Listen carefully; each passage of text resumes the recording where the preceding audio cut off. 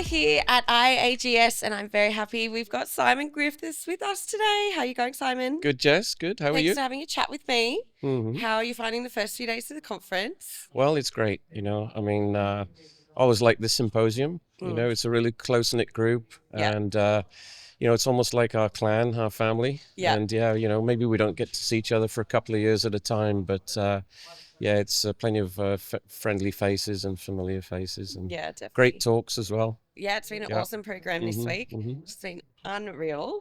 Are you like one of the OG IAGS attendees?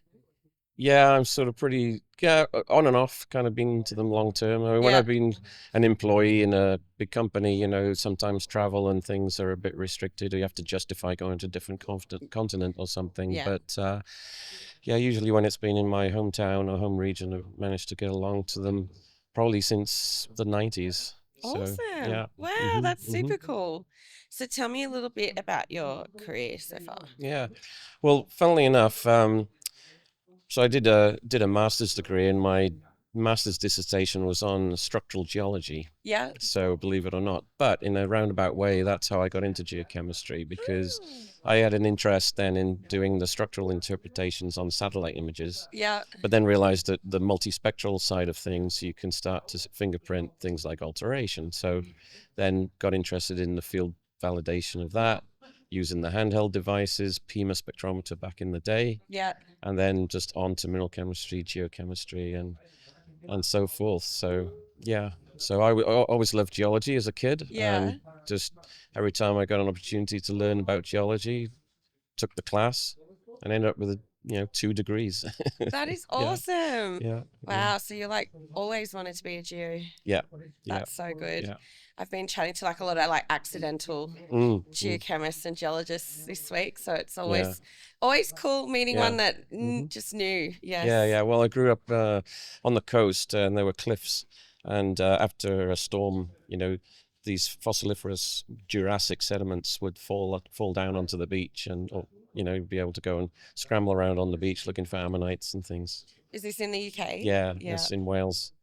Yeah, but Wow. yeah, since I was like 9 or 10, I was scrambling around after a storm looking for fossils and Oh, just wondering where they came from and everything. that Yeah. is so cool. Mm. And so once you finish studying, what's been your career path since then? Yeah, so again, just serendipity and kind of accidental, sort of liaisons and things. But right after I graduated, I left the UK and went to Mexico. Yep. Ended up working for the big Mexican company. So at the time, it was Peñoles was the dominant company there in Mexico, and Fresnillo was the little brother or little sister, and now Fresnillo is the main, Yeah. operator.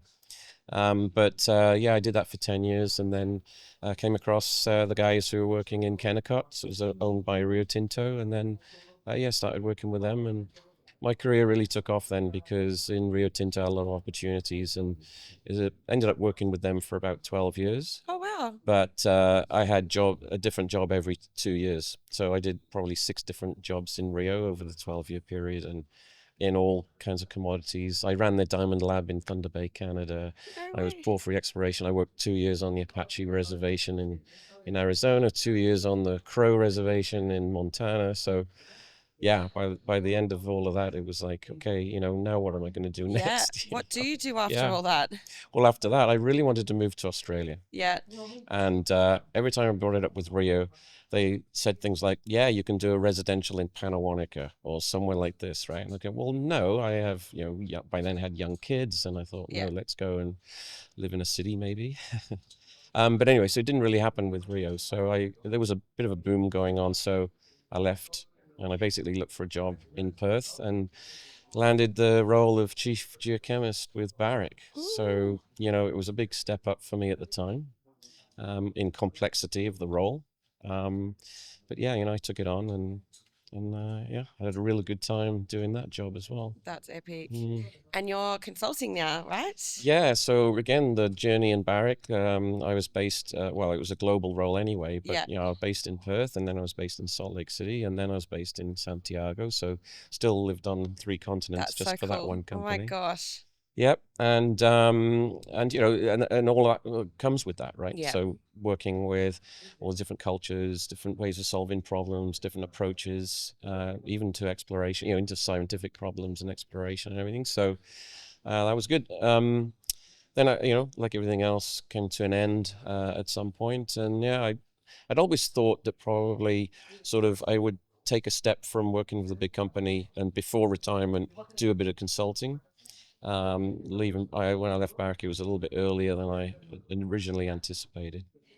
So I sort of put the computer in the drawer for about 6 months, and then of course the itch started again. Yes. Comes creeping Okay, back. well, what if?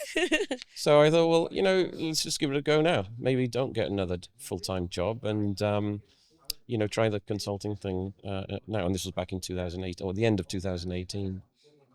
So I did, and really haven't looked back. That's Yeah. awesome. What are like your specialties, like your real passions? Well, the passion, I've got a real passion for discovery, and again, you know, I've been fortunate enough to work in and with several teams that have made some pretty significant discoveries. So even early on, that first job I had in Peñoles, basically walked into a team that were mapping this project called Herradura in Mexico, in Sonora, and before we'd even drilled it. And then with the drilling and everything, and it became, we were looking for a 1 million ounce deposit, and it was Wow. three.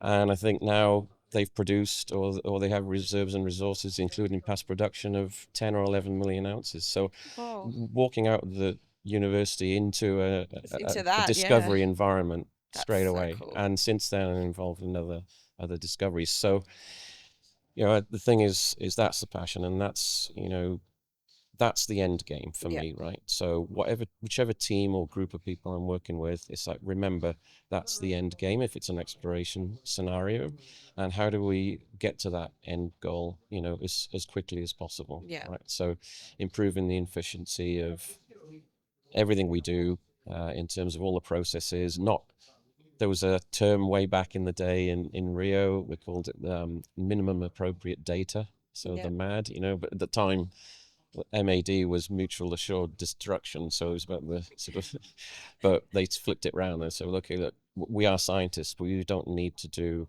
you know, just all of the recipes in the cookbook to you know, to get to our end goal necessarily. Yeah. So I think, you know, so most of the work I do now is geochemistry related. You know, interpreting geochem data sets mostly.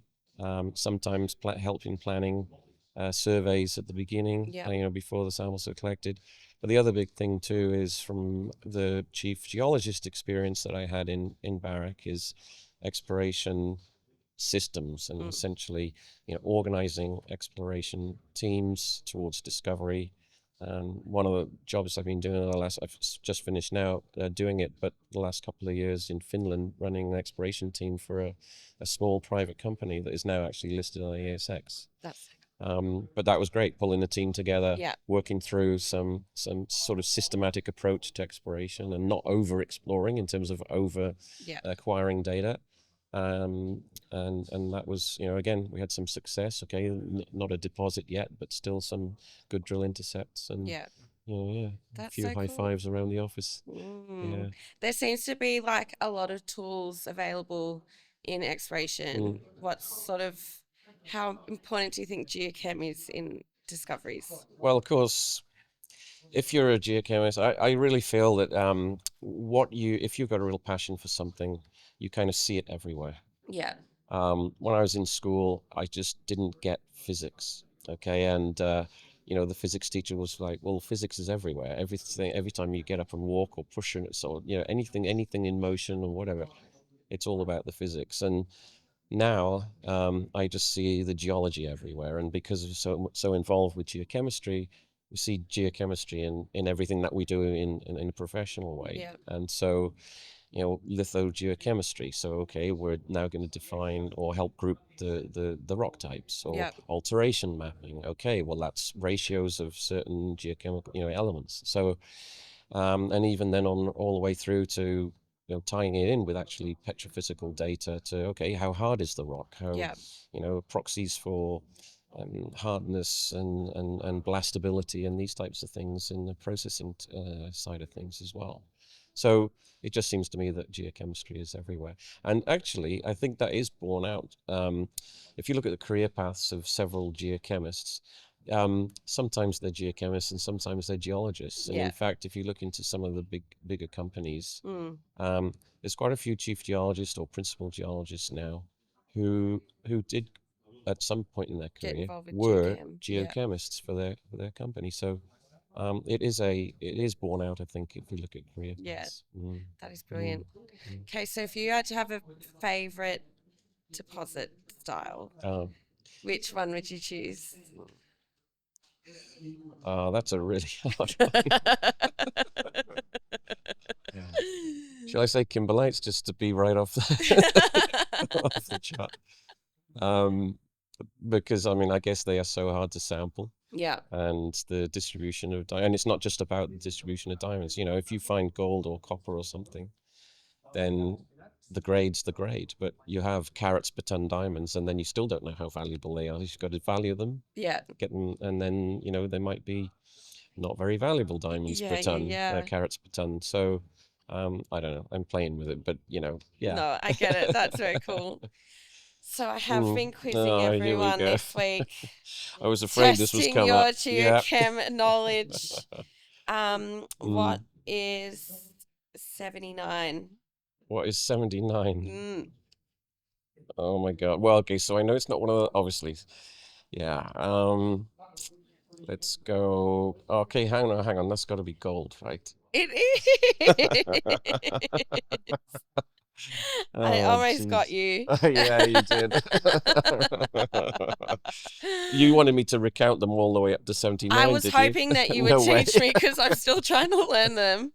I think I've gotten to about 9 for myself. Yeah. It's a hard one. I don't spend, even though I have a mouse pad like that. Yeah. I don't spend a lot of time staring. Well, it has been awesome catching up with you this week, and thank you so much for having a chat with me today. Yeah, same to you. So, yeah, it's good to see you. Yeah, you too. Thank you.